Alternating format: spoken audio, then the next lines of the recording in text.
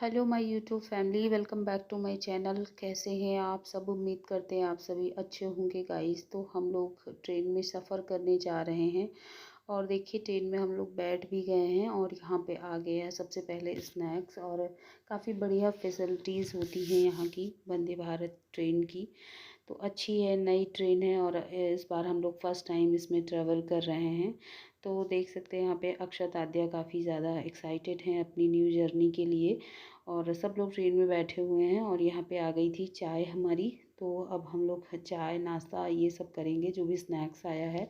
तो स्नैक्स में हमको बिस्किट है और बच्चों के लिए समथिंग कुछ और भी है, लॉलीपॉप्स टाइप का, पता नहीं, अभी मैंने चेक नहीं किया है। और चाय बना रहे हैं हस्बैंड जी, यानी वो पानी बॉयल करके बस दे जाते हैं, साथ में शुगर और साथ में चाय की पत्ती डिवाइड करा देते हैं और चाय आपको खुद बनानी होती है। तो अच्छा लग रहा है, ट्रेन में काफ़ी साफ़ सुथरी है और सबसे अच्छी बात है स्पीड।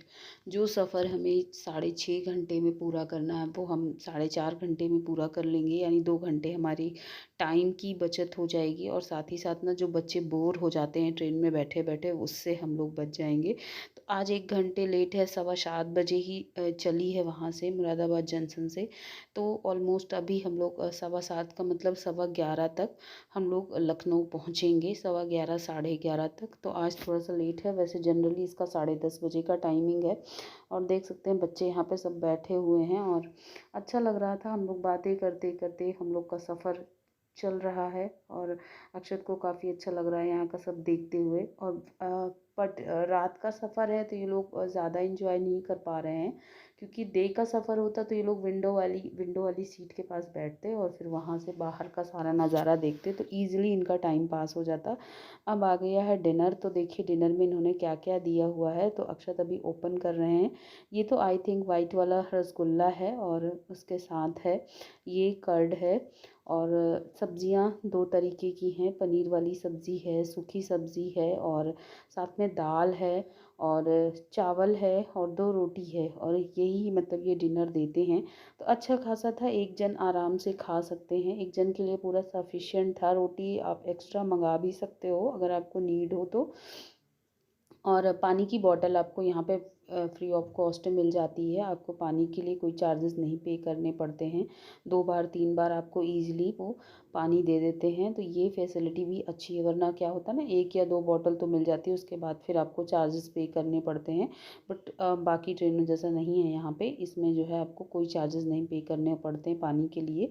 पानी आपको आराम से 2 या 3 बार दे देते हैं। और यहाँ पे हस्बैंड जी आद्या को खाना खिला रहे थे और अक्षत तो खुद से ही खा ले रहे थे। उसके बाद आ गई थी इनको नींद, थोड़ी देर सो गए थे ये लोग, क्योंकि सफ़र काफ़ी लंबा हो गया। और जब नींद का टाइम हुआ 11:30 बजे का समय हुआ, तो बच्चों को नींद आना तो मतलब होता ही है।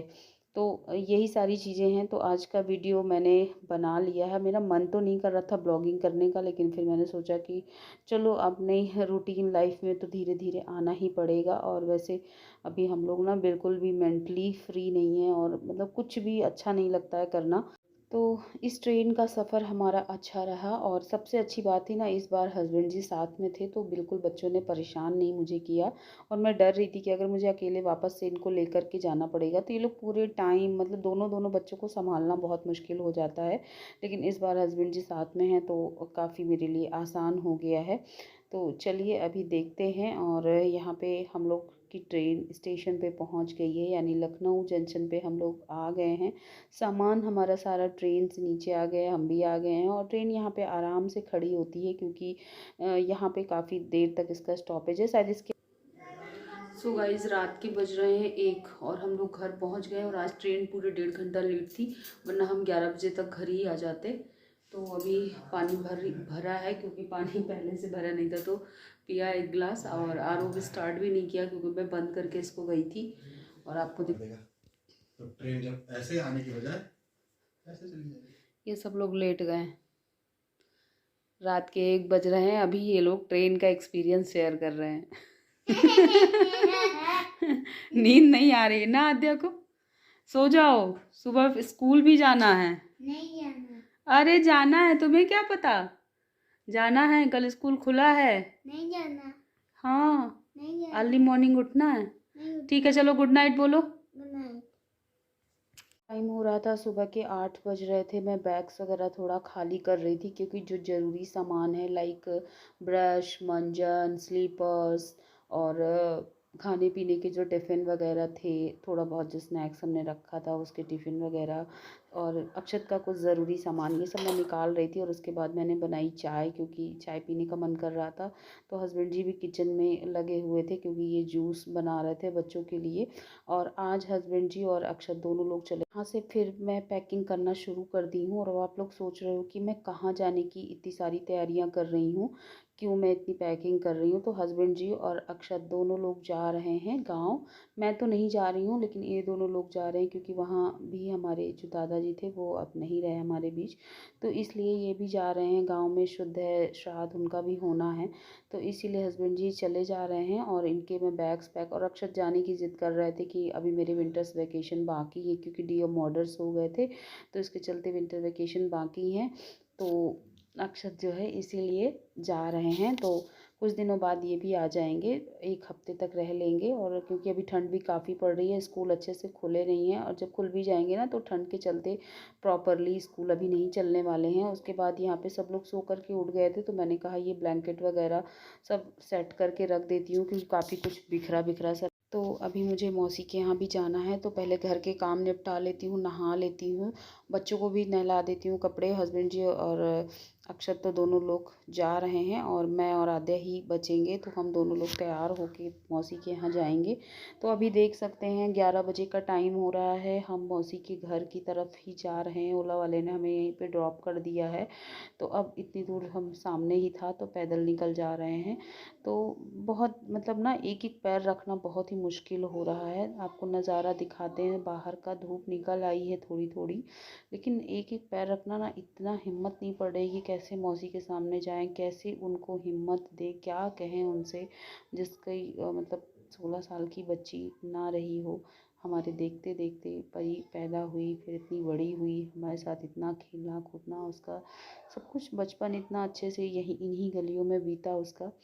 तो बहुत अजीब लग रहा है ये सब चीज़ें, कुछ भी शेयर करने का मन तो नहीं कर रहा है। बट हाँ, एक मतलब परी से जुड़ी एक आखिरी याद है ये हमारे पास कि अब परी हमारे बीच नहीं रही। और देखिए थोड़ी देर में हमारी मौसी भी आ गई हैं बीच वाली, क्योंकि अभी तक ये नहीं आई थी तो मामी लोग सब लोग इन्हीं का इंतज़ार कर रही थी कि रोज़ मौसी अपने घर से आ जाती थी और शाम को चली भी जाती हैं। और मम्मी लोग मामियाँ सब बांदा से आ गई थी पहले ही और 4-5 दिन पहले यहीं पर थी मामी लोग। 4-5 दिन से यहीं पर हैं मामी लोग सभी लोग। श्राद्ध वाला दिन है तो मौसी जो है नहीं किसी से मिलेंगी क्योंकि वो श्राद्ध का खाना वगैरह बना रही हैं। और यहाँ पे किचन में देख सकते हैं शालिनी मौसी लगी हुई हैं, सबका नाश्ता पानी बना रही हैं क्योंकि कुछ लोग व्रत भी हैं।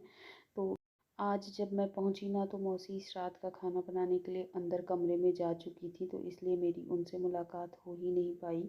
सबसे मिल लिया पर उनसे भी नहीं मिल पाई हूँ। और बाहर आपको दिखाते हैं यहाँ टेंट वगैरह लगा है, खाना पीना सब बन रहा है। आद्या, रुद्रांश सभी बच्चे खेलने निकल गए थे तो मैंने कहा चलो उनको देख करके आते हैं क्योंकि बच्चे सब आपस में बहुत शैतानी कर रहे हैं। और आज मौसी बहुत ज़्यादा मतलब खाना पीना बनाने में श्राद्ध का लगी हुई हैं। तो रुद्रांश को हम लोग को ही देखना था। तो यहाँ पे देखिए ये पानी में खेल रहे थे और इन्हीं को ढूंढते ढूंढते मैं यहाँ आ गई। और फिर मैं इनको डांट रही हूँ कि चलो घर चलो, सर्दी लग जाएगी, सर्दी का टाइम है, तुम पानी में पैर भिगो करके बैठे हो, तबीयत ख़राब हो जाती है ऐसे करने से।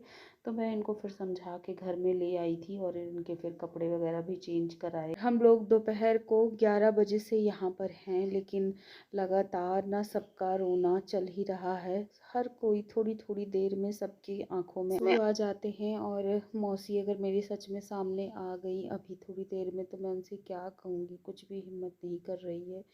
तो ऐसा दुख वाला समय है इस समय कि हम कुछ भी नहीं कह सकते। आप सब ने बहुत कमेंट किया था कि आप थोड़ा सा समय दीजिए, वहाँ पे उनको थोड़ी हिम्मत दिलाइए। बट अभी हमें लग रहा है कि हमारी ही हिम्मत यहाँ टूट रही है तो हम उनको कैसे क्या है क्या बोलें और उनसे क्या कहें।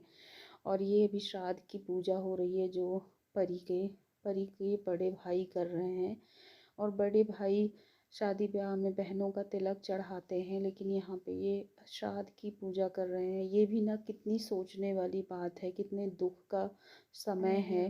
तो बस आंसू ही आंसू आ रहे थे और पंडित जी बहुत तारीफ़ कर रहे थे इनकी कि इन्होंने इतनी कम एज में बहुत ही विधिवत श्राद्ध पूजा करी। और ये परी की तस्वीर है और परी की हमारी कोई भी तस्वीर ऐसी नहीं है जिसमें वो हंसती ना हो। हर तस्वीर में उसकी हंसी साफ झलकती थी, इतनी हंसमुख थी कि हर किसी के साथ ना घुल मिल जाती थी। और दूसरा, हम लोग से जब भी बातें करती थी ना, हमेशा मुस्कुरा करके, हम लोग डांट भी देते थे तब भी वो मुस्कुराती ही रहती थी, कभी बुरा भी नहीं मानती थी कि दीदी लोगों ने मुझे ये बोल दिया है।